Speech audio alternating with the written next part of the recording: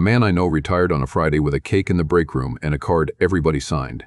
On Monday, he woke up at 5:40, the way he had for 31 years, and lay there in the dark realizing there was nowhere to be. He told me later it took him 8 months to stop feeling like he was playing hooky. That is the part nobody puts in the retirement brochure. Every plan you have ever been handed is about the money. Almost none of it is about the fact that on a specific Friday afternoon, a large piece of who you are is going to be handed back to you, and you will have to decide what to do with it. I want to talk about that today because I think it is the most underplanned risk in retirement, and unlike the market, it is one you can actually do something about in advance. Let me start with why it hits harder than people expect. For most of your adult life, work has been quietly doing 4 jobs for you at once, and only one of them was paying you. The first job is structure. Where you go, when you get up, what happens between 9 and 5. You did not have to invent your week, it arrived. The second is status, and I mean that in the plain sense, not the showy one. You had a place in a hierarchy that you understood. People knew what you were good at. The third is your social circle. Think honestly about who you talk to in a normal week.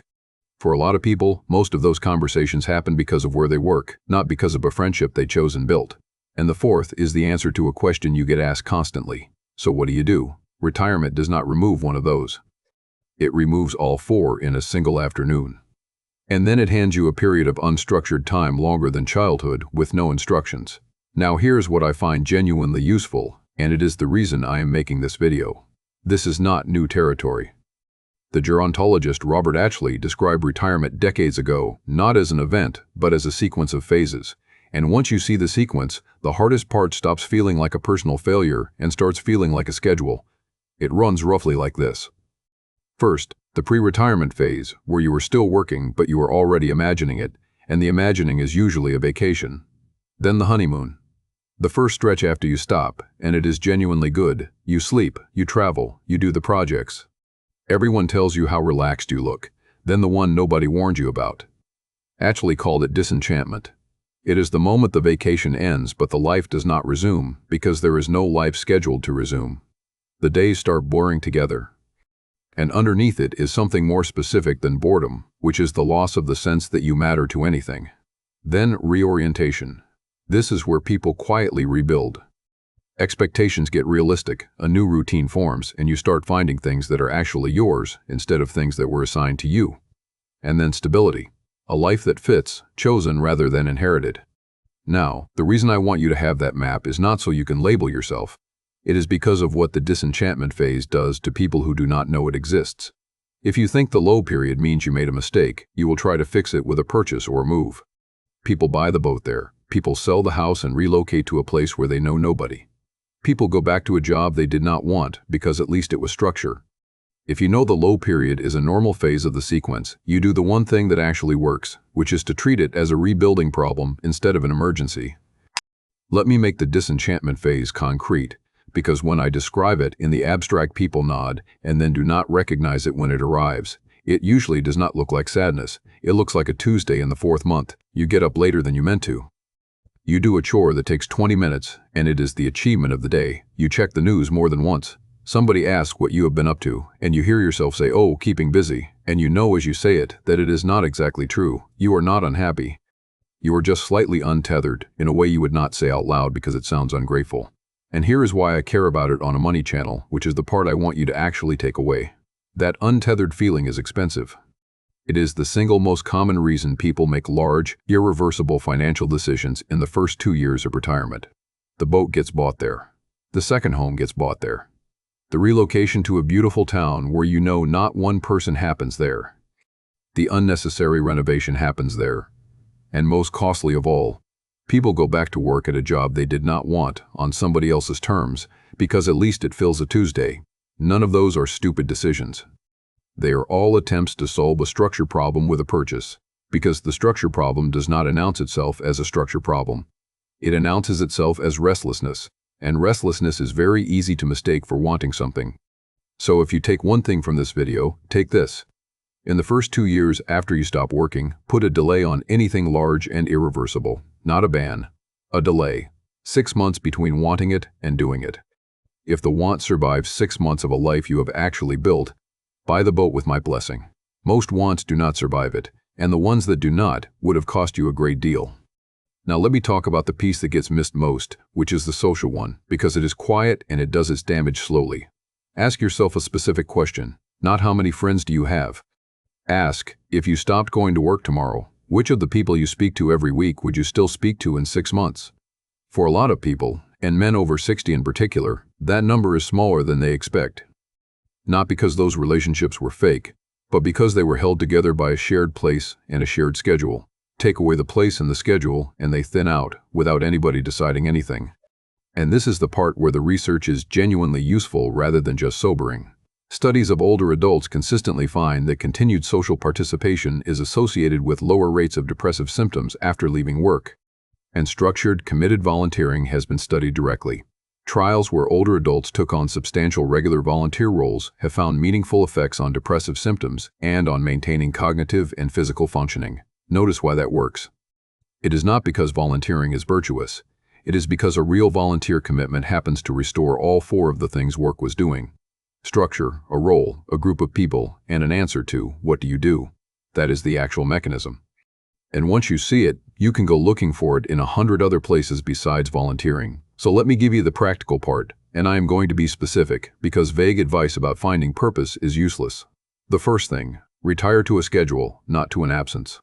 Before your last day, write down what a normal Tuesday looks like, not the highlights.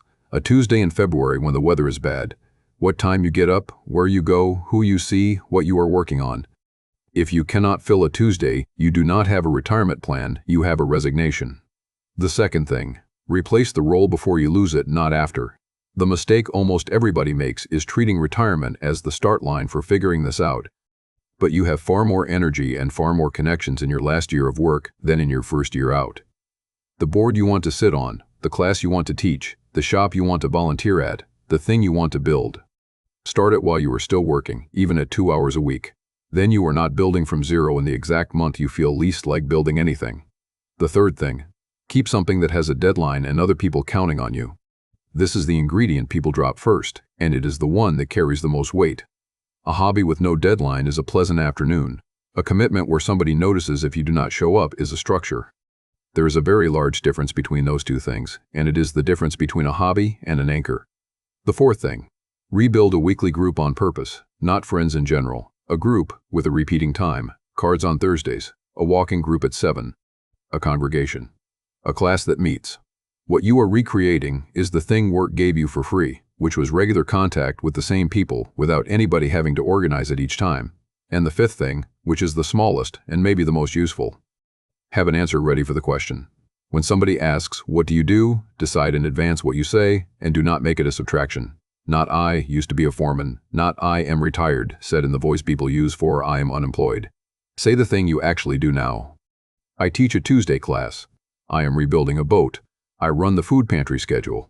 It sounds trivial. It is not. You will answer that question several hundred times in the next few years, and the answer you give is a sentence you will be listening to yourself. 2 more things before I finish, and the first one is the one couples write to me about. If you are married, understand that only one of you is retiring, but 2 of you are changing. The house had a rhythm.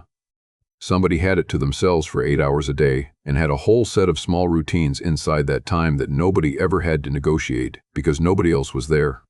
Now 2 adults are in the same square footage, all day, every day, and both of them are being unfailingly polite about it.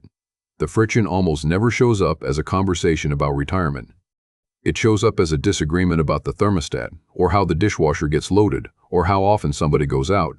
What is actually happening is that 2 people are renegotiating territory and time without either of them saying that is what is going on. So say it out loud before the last Friday.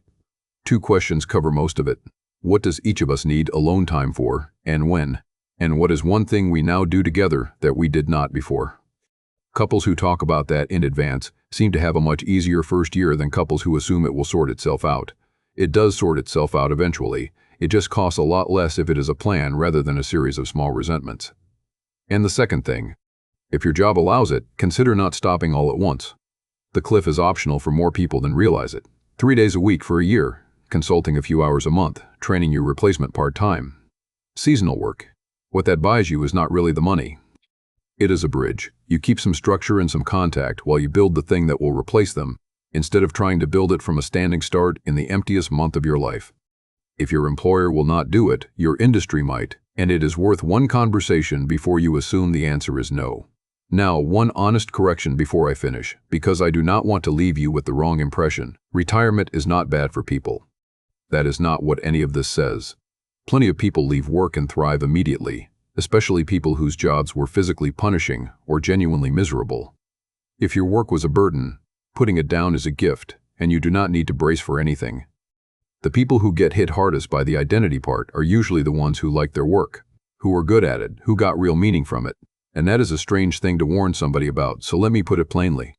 The better your job was at giving you those 4 things, the more deliberately you will need to replace them. Being good at your career is not protection here, it is the risk factor. So let me reframe the whole thing. You spent 30 or 40 years building financial capital. Nobody ever told you that you were also building a second kind, made of structure and role, and people, and a story about yourself. And that second kind does not roll over automatically. It does not have a beneficiary form. On your last Friday, it is simply spent, and whatever you rebuild is what you have. The good news is that this one is cheap. It costs time and a little forethought, not money. And unlike your portfolio, you have complete control over it.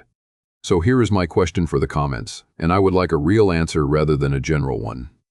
If you stop working tomorrow, what does your Tuesday look like? Write the actual Tuesday. I read these, and the honest ones are usually the most useful thing on the page for whoever reads them next. And one note I owe you. I am not a licensed advisor or a clinician, and this is general education about how money and life behave, not advice about your situation. If a low period after a big change is not lifting, that is worth talking to a doctor about, not a video. I am Sam. This is Wealth Mindset, and I will see you in the next one.